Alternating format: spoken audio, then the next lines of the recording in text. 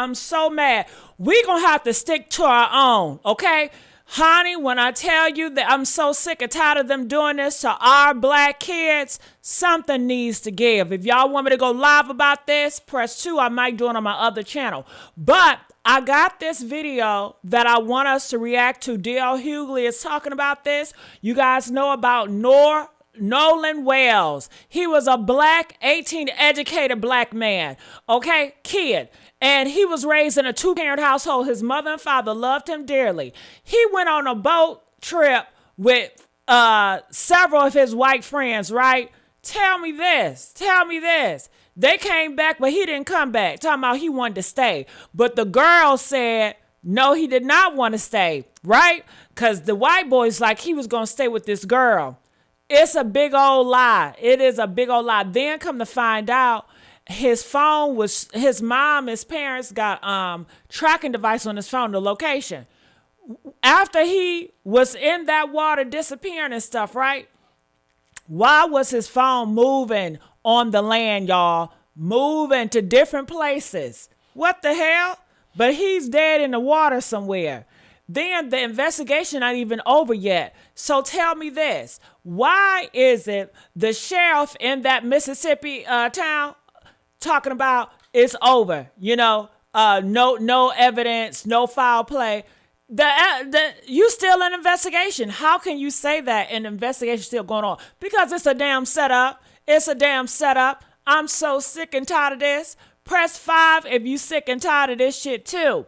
All right, so I got this video. I think we need to react to it. I need everybody to react to this. We need to make a lot of noise about this case.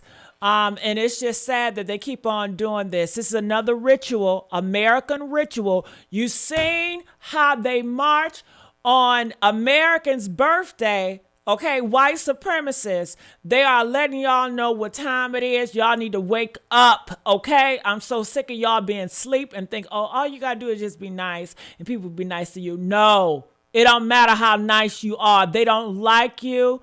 They were raised not to like you. They was raised to look at you as non-human. Girl, I can go on and on. But let's watch this video and check out with me. Do you think race might be a factor?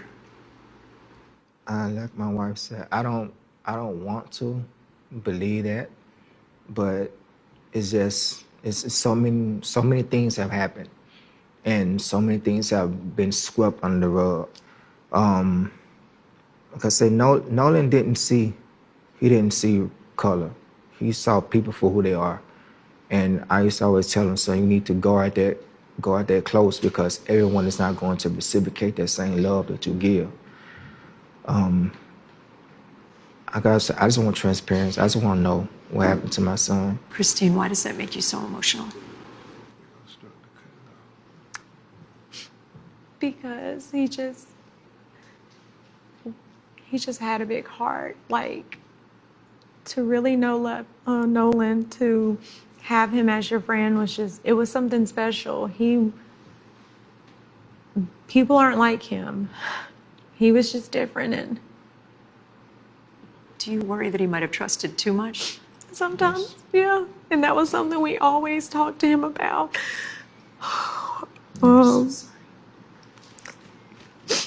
Nolan Xavier Wells's friends did not return his phone back to his parents. In a sit-down that his parents and their attorney Ben Crump had with Good Morning America this morning, they clarified that they only found his phone at his friend's house because they tracked the location. So the Snapchat location looks completely different than the Life 360 location. So when I pulled up Life 360, it was different. It was showing everywhere the phone had been. I was like, well, it's showing that he's back on land. Like, I'm not. He's like, but no, he didn't come back with us. Well, how were you able to get the phone? So we tracked it, and my friend Tashima went and picked it up. It wasn't like they said we got his phone. They tracked it. So the only reason that they even knew that their son did not return on the boat with his so-called friends is because they had to call and ask. They did not volunteer this information, and they did not volunteer the information that they had his phone. Now, I also want us to remember that there was an altercation that was videotaped happening on the beach that day. And it seems like attorney Ben Crump is confirming that the voice we heard was Nolan Wells and he was requesting his phone back. And going where Nolan is saying, give me my freaking phone. What are you freaking doing? So now we know that there was an argument, and it's clear to us that that argument was about Nolan's phone. We also know that his friend said that he decided to stay on the island and catch a boat with other friends. But his phone that they were arguing about miraculously left the island with them, and they did not notify his parents that he stayed on the island, even though they know that they had his phone and he would have no other way to communicate with his family about his whereabouts. And then the first thing they did when they got back was scrub their social media. The math is not mathing. I have some more news regarding Nolan Wells. First and foremost, I want to give a huge shout out to Colin Kaepernick and Tyler Perry. Colin Kaepernick has stepped up to help Nolan Wells' family by paying for an independent autopsy. Tyler Perry has also stepped up and offered to cover Nolan's funeral expenses. This is the type of shit I'm talking about. This is what it looks like when we come together as a community, even in the midst of heartbreak. We're able to use our resources to support a grieving family. Listen, I love seeing shit like this. Love or hate either one of these brothers, you got to give respect where respect is due. All right? Now, here's something else that's raising even more concerns. Y'all remember how people were saying Nolan's friend simply returned his phone to his family? Well, Nolan's mother and father went on Good Morning America with Michael Strahan alongside attorney Ben Crump, and they said that's not what happened at all. See, according to them, no one called them to return Nolan's phone. They said they had to use Life 360 to track Nolan's phone themselves, and that's how they located the person who had his phone. They also said they had concerns that information may have been deleted from the phone before they even got it back. And then there's the video. See, attorney Ben Crump says there's a video showing an argument before Nolan disappeared, and he says Nolan can be heard demanding for his phone back. Listen, we've all seen the video, right? And if you haven't, I'm going to post it. I've listened to the audio that's been circulating myself, and to my ears, it sounds like Nolan is saying, give me my motherfucking phone back. What the fuck are you doing? Now, I went back and listened to enhanced audio a video team did, and it's pretty good, but I did a little bit of audio work myself so I can hear it clear. Check this shit out.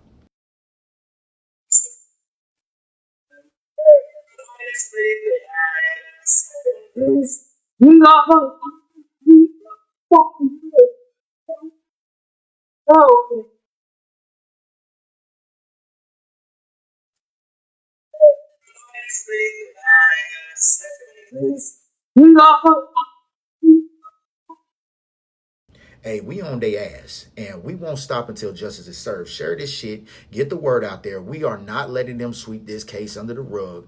Hell no.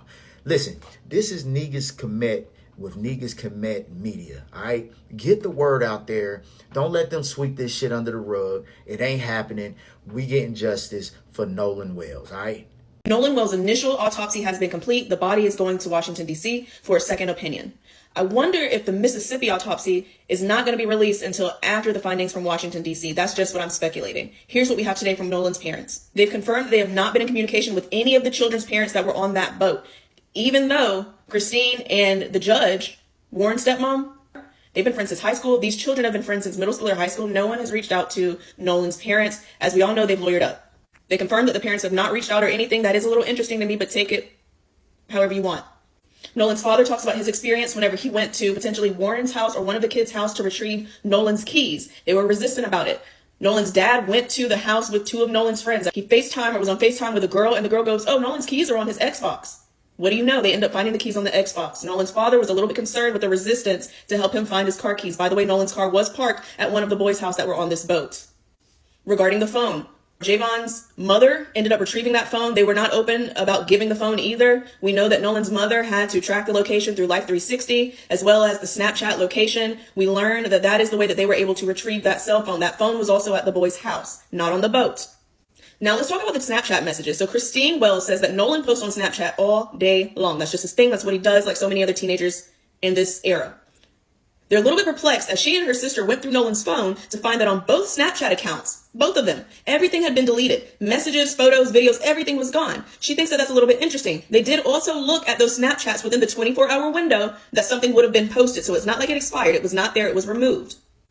Crump states that Nolan was 100% arguing out there on Horn Island. He was yelling, "Give me my effing phone," or something to that effect. That is a little interesting. I'll be curious to see when that video comes out. And finally, on July 5th, one of Nolan's coaches saw that Nolan was missing, offered to give a boat to the Wells family, took them out in the water. They did not see Nolan's body. The day after that, they allegedly did find the body. People are saying that with the tides, that body should have been there the next day washed up, not 2 days later, and they find that to be a little bit interesting as well. In terms of Nolan's body, they say that there was not salt water in his lungs, so whether or not he drowned, I am unsure. They also say that Nolan was a strong swimmer. My questions would be these. Why does the judge have a different timeline than Katie's aunt that came to pick her up? My other question would be, who took those photos in that video of the 4 boys? Who was that person? And my last question would be, why did they have Nolan's phone? What was the dispute about? And if you can figure out the person that had Nolan's phone last, have you now unlocked what ultimately happened? Stay tuned for more. We just want to know. We just want to know what happened and why our baby didn't come home. We have the honor and the privilege of helping to lead an independent investigation on behalf of the family of Nolan Wells.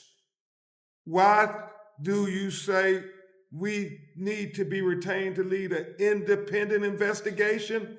It is because the family has distrust of the Mississippi law enforcement officials giving them a fair investigation where their black son ended up dead after going out on a boat with 3 young white men. The history of Mississippi is something that they don't just read about in books, but it's a lived experience for many Black Americans. He was a special kid, but again, just heart was so big. And